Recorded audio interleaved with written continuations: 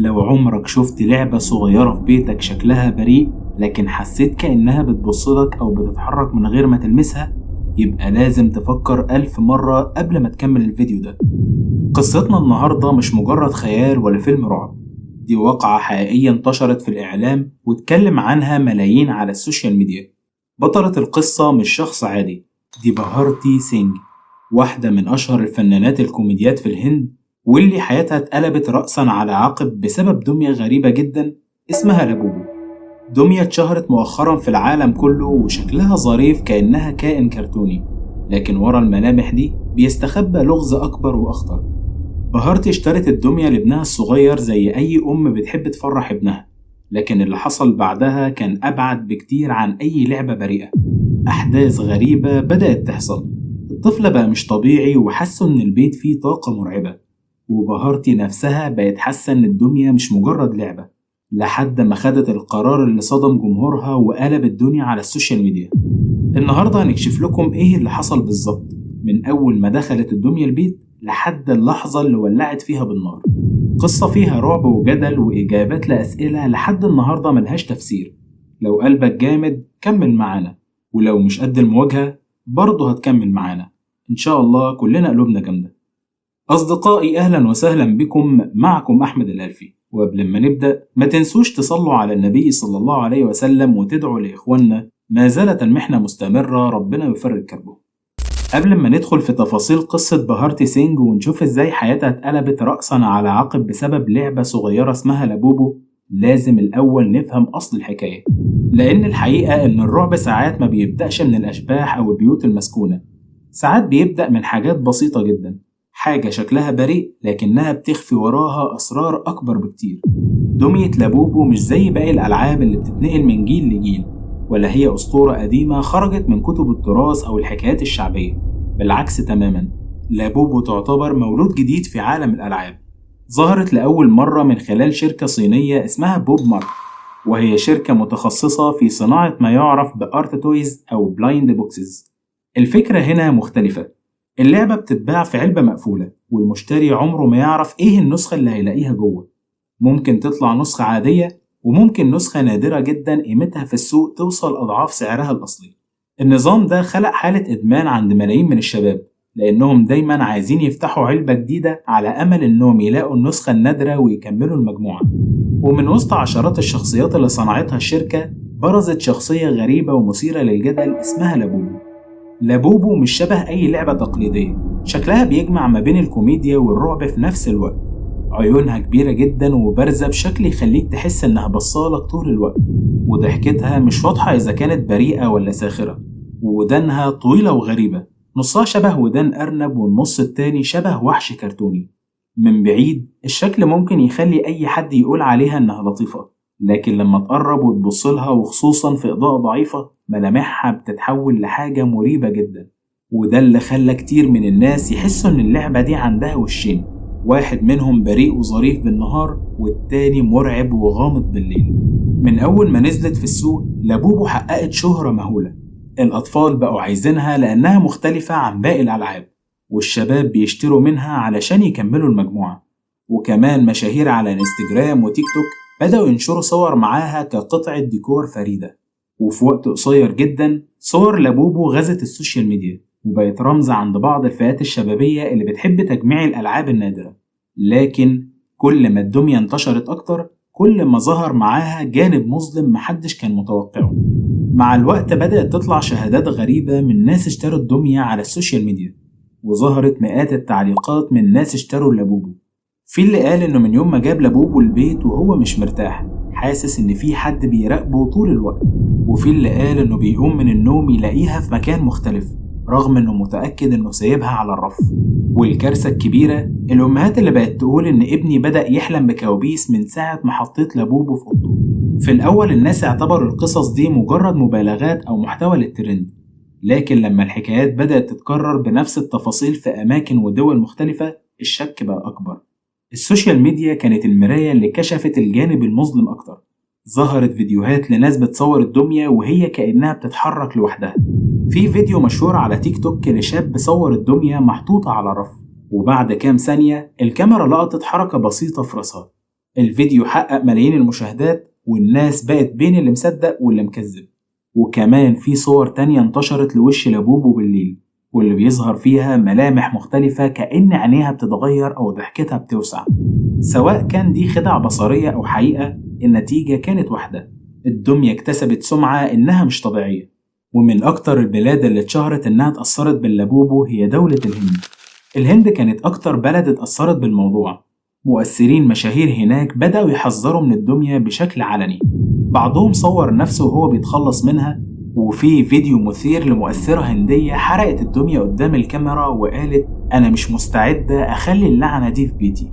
الترند كبر لدرجة إن كلمة لابوبو بقت ضمن الأكثر بحثا في جوجل وتويتر، والناس اتقسموا بين فريقين: فريق شايف إنها مجرد لعبة بريئة، وفريق تاني مقتنع إنها لعنة حقيقية مرتبطة بكيان شرير. وبعد كل اللي انتشر عن اللابوبو، شركة بوب مارت طلعت وعرضت موقفها.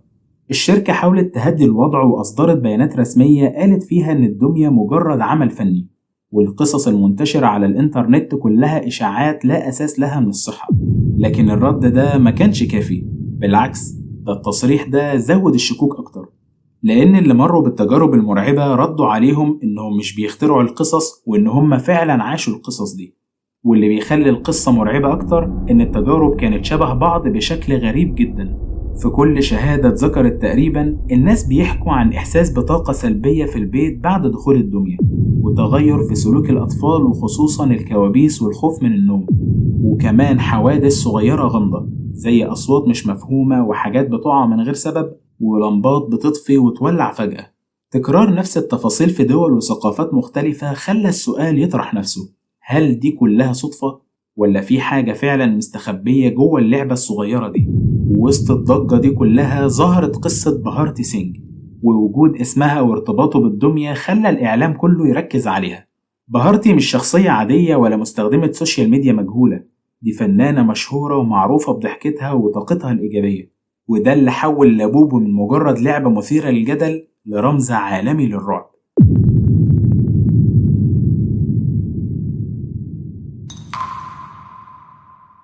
علشان نفهم قد ايه قصة لابوبو مع بهارتي سينج عملت صدى كبير، لازم نعرف الأول مين هي بهارتي. بهارتي سينج مش شخصية عادية ولا مجرد مؤثرة على السوشيال ميديا، دي واحدة من أشهر الكوميديات في الهند. اتولدت سنة 1984 وبدأت حياتها الفنية من مسابقات المواهب لحد ما بقت وجه معروف جدا على التلفزيون، وكمان شاركت في برامج كبيرة زي ذا كابل شارما شو، وظهرت في برامج الواقع الهندية اللي ليها ملايين المتابعين. بهارتي مشهورة بخفة دمها وحضورها القوي، والجمهور بيحبها جدا لأنها بتدي طاقة إيجابية وبتضحك الناس. لكن مع شهرتها الواسعة حياتها الشخصية بقت تحت عين الكاميرا طول الوقت. بهارتي متجوزة من الكاتب والمنتج هارش لامباتشيا، وليها ابن صغير، وده اللي دخلها في القصة دي من أوسع أبوابها.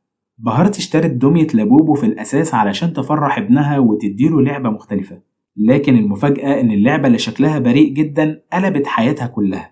وجود اسم كبير زي بهارتي في وسط الجدل بتاع لابوبو خلى الإعلام ياخد الموضوع بجدية، مش مجرد شائعة على السوشيال ميديا، لكن قصة علنية بطلتها واحدة من أكتر الفنانات شهرة في الهند.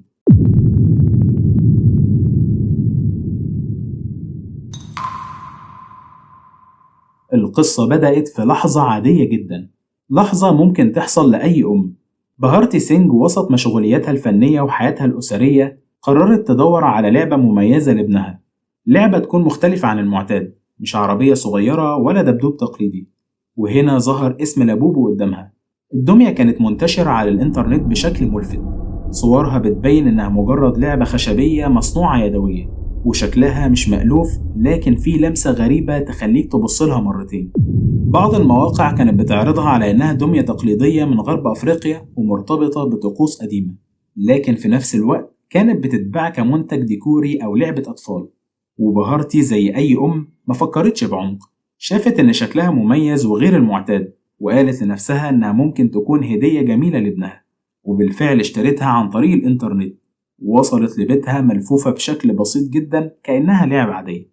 وبعد ما اشترت بهارتي سينج دمية لابوبو وحطتها في بيتها، حياتها ما عادتش زي الأول. البيت اللي كان مليان ضحك وبهجة بقى مليان رهبة وتوتر، واللي بيأكد ده إن كل يوم كان بيعدي كان بيكشف عن حاجة جديدة، حاجة مخيفة أكتر من اللي قبلها. أول حاجة ملفتة بدأت بالصدفة، بهارتي كانت بتحط الدمية في غرفة ابنها قبل ما ينام، لكن كل مرة كانت تدخل الغرفة تاني يوم الصبح تلاقي الدمية متحركة من مكانها، مرة على طرف السرير ومرة عند الباب، ومرة لقيتها قاعدة على الكرسي اللي في زاوية الأوضة كأنها بتتفرج على اللي بينام. بهارتي في الأول حاولت تقنع نفسها إن الموضوع مجرد لعب طفل، يمكن ابنها هو اللي بينقلها وينسى، لكن الحقيقة ظهرت لما لاحظت إن ابنها نفسه بقى يرفض يقرب من الدمية. الولد الصغير اللي كان مبسوط بيها أول يوم فجأة بقى يصرخ كل ما يشوفها. ده كمان قال لأمه جملة غريبة جدا: يا ماما الدمية بتتكلم بالليل. الصدمة عند بهارتي كانت أكبر لما ابنها بدأ يعاني من كوابيس متكررة. كان بيقوم من النوم وهو بيصرخ وبيقول إن هو شاف شخص صغير شكله خشبي وعينه بتلمع وواقف جنبه، والكلام ده ما حصلش مرة واحدة، ده بقى يتكرر بشكل شبه يومي. والليلة اللي قلبت كل الموازين كانت لما بهارتي صحيت على صوت خبطة قوية جاية من أوضة ابنها. جريت بسرعة هي وجوزها هرش ولقوا مشهد لا يمكن يتنسي: الدمية مرمية في نص الأوضة والولد قاعد في زاوية السرير وهو بيترعش وبيقول بصوت متقطع إن هي اللي اتحركت لوحدها ووقعت. بهارتي حاولت تهدي ابنها لكن هي نفسها أصلا ما كانتش مطمنة. واللي غريب أكتر إن جوزها اللي كان معروف إنه عقلاني ومش بيؤمن بالخرافات ابتدى هو كمان يشوف حاجات مش مفهومة. فأكتر من مرة قال لبهارتي إنه سمع صوت خطوات صغيرة بتمشي في البيت بالليل، مش خطوات شخص بالغ لكن خطوات أشبه بطفل صغير أو دمية بتتزحلق على الأرض. والموضوع موقفش لحد كده، ده الأجهزة الكهربائية في البيت بدأت تتصرف بشكل غريب. التلفزيون بدأ يشتغل لوحده على قنوات غريبة في نص الليل، والإضاءة بتطفي وتشتغل بشكل مفاجئ وخصوصا في أوضة ابنهم. وفي مرة بهارتي بتحكي إنها شافت بعينيها لمبة بتترج وهي ثابتة في مكانها كأن حد بيهزها بعنف. والمرعب أكتر لما بهارتي بدأت تشوف خيالات، كانت ماشية في الصالة بالليل وفجأة لمحت من بعيد ظل زي ما يكون لشخص قصير وبيجري ورا الكنبة، ولما جريت تشوف ما كانش فيه حاجة. وفي الليلة اللي بعدها وهي داخلة المطبخ حست كأن حد واقف وراها، ولما لفت بجسمها ما كانش فيه أي شخص غير الدمية اللي كانت محطوطة فجأة على الرخامة، رغم إنها متأكدة إنها كانت في غرفة ابنها. في الوقت ده البيت بقى مليان توتر، حتى الزوار اللي كانوا بييجوا لاحظوا إن الجو غريب. واحدة من صديقاتها قالت إنها حست ببرودة غريبة في الصالة كأن فيه هوا جاي من مكان مقفول. واللي خلى بهارتي تنهار فعلا كان الموقف اللي حصل مع ابنها في يوم عادي جدا وقت العصر. بتحكي إنها كانت قاعدة معاه في الصالة والدمية محطوطة على الرف، وفجأة الولد بدأ يبص ناحية الرف بشكل مرعوب وبيصرخ وهو بيقول لها: ماما دي بتحرك عينيها. بهارتي أول ما سمعت الكلام ده اتجمدت، بصت بسرعة ناحية الدمية وبتقول إنها لاحظت إن عينيها فعلا مش ثابتة زي الأول، كأنها بتلمع وبتتغير حسب اتجاه النظر. اللحظة دي كانت كافية إنها تخليها تاخد قرار نهائي إن الدمية دي لازم تخرج من البيت، لكن حتى لحظة التخلص منها ما كانتش سهلة. بهارتي حاولت ترميها في سلة المهملات بره البيت، لكن في الليلة اللي بعدها وهي داخلة الأوضة لقت الدمية محطوطة على الكرسي جنب السرير كأنها رجعت لوحدها. وهنا بهارتي أدركت إن الموضوع مش لعبة ولا صدفة. وفي لقاء تلفزيوني بعد الحادث بهارتي قالت نصا: عمري ما حسيت بالرعب بالشكل ده في حياتي، أنا اللي بضحك الناس طول الوقت كنت قاعدة بعيط كل ليلة بسبب اللعبة دي. القصة انتشرت بشكل جنوني والإعلام دخل على الخط، والصحف والمواقع بدأت تتكلم وتركز على الموضوع، والجمهور بقى مقسوم بين اللي مصدق واللي مكذب. لكن في النهاية كل الناس اتفقوا إن الأحداث اللي وصفتها بهارتي وأسرتها أقوى من إنها تكون مجرد خرافة. ومن يومها الدمية لابوبو بقت مشهورة إنها اللعبة اللي أرعبت أشهر كوميدية في الهند، والبيت اللي كان مصدر سعادة اتحول فجأة لمسرح أحداث مرعبة محدش كان يتخيلها.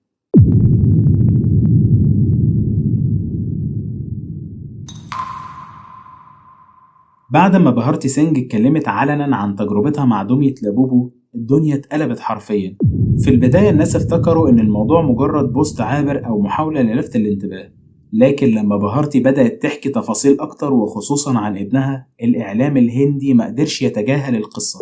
القنوات الفضائية والبرامج الحوارية اخدت الموضوع بسرعة، وفي الفترة دي كان في برنامج شهير استضاف بهارتي وجوزها هرش وسألوهم مباشر عن اللي حصل. بهارتي وقتها قالت جملة علقت في أذهان كل المشاهدين: أنا مش محتاج أعمل شو علشان ألفت الانتباه، حياتي الفنية مليانة نجاحات، لكن اللي حصل جوه بيتي مع اللعبة دي خلاني مش قادر اسكت. في الوقت ده الجمهور كان مقسوم لجزئين، جزء أول صدقها تماما وقالوا إن القصة دليل جديد على إن الألعاب اللي ليها علاقة بطقوس قديمة ممكن تكون مسكونة فعلا. ناس كتير شاركوا تجاربهم الخاصة مع دمية مشابهة، وبدأت تنتشر قصص عن ألعاب بتتحرك لوحدها أو بتسبب كوابيس للأطفال.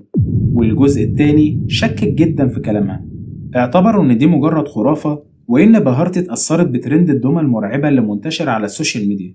وبعض الصحفيين كتبوا مقالات بعنوان هل بهارتي وقعت في فخ الوهم الجماعي؟ لكن الغريب إن القصة ما فضلتش محصورة في الهند بس، مواقع إخبارية أجنبية نقلت تصريحاتها، وبدأ اسم لابوبو دول يظهر في مقالات بلغات مختلفة. صفحات الرعب على انستجرام ويوتيوب استخدمت القصة كجزء من محتواها، واتعملت فيديوهات بملايين المشاهدات بتحكي اللي حصل. وفي تويتر انتشر هاشتاج لابوبو دول وبهارتي سينج بشكل واسع، آلاف المستخدمين كانوا بيناقشوا القصة، بعضهم بيهزر وبيعمل ميمز عن الدمية، والبعض الآخر كان بيشارك مخاوفه الحقيقية. الإعلام كمان بدأ يحلل القصة من جوانب مختلفة، برامج علمية حاولت تفسر الظواهر اللي حصلت في بيتها على إنها هلوسات بسبب الضغط النفسي، وخبراء نفس واجتماع قالوا إن الكوابيس اللي عاشها ابنها ممكن تكون نتيجة خوفه من شكل الدمية الغريب. وفي المقابل رجال دين وشخصيات روحانية أكدوا إن القصة دليل على إن الدمية مرتبطة بطاقة سلبية أو كيان شرير. كل الجدل ده زود شهرة القصة بشكل ضخم. بهارتي نفسها تحولت من مجرد فنانة كوميدية محبوبة لبطلة واحدة من أغرب القصص المرعبة اللي سمعها الجمهور الهندي والعالمي في آخر 10 سنين. واللي يخلي القصة أقوى إن بهارتي نفسها ما حاولتش تروجها كإعلان أو عرض الفيلم، بالعكس ده كانت بتتكلم بجدية واضحة وصوتها مليان رهبة في اللقاءات. وده اللي خلى ناس كتير يقولوا لو بهارتي نفسها اللي بتضحك الملايين اتأثرت للدرجة دي يبقى الموضوع مرعب فعلا. وفي لحظة لابوبو اتحولت من لعبة مش معروفة لرمز عالمي للرعب، وكمان بقت أيقونة جديدة في قائمة الدمى المرعبة اللي تخلي المشاهدين مش قادرين يناموا بالليل. قولوا لنا رأيكم في التعليقات، وحابين نتكلم عن ايه في القصة الجاية، بحب أشوف آرائكم ومقترحاتكم. وبس كده بتنتهي قصتنا النهاردة، وقبل الختام ما تنسوش تدعمونا بلايك واشتراك في القناة علشان يوصل لكم كل قصة جديدة وكل غموض جديد. همتكم معانا أصدقائي علشان نوصل الفيديو ده لأكبر عدد ممكن. وفي الختام سبحانك اللهم وبحمدك أشهد أن لا إله إلا أنت أستغفرك وأتوب إليك، والسلام عليكم.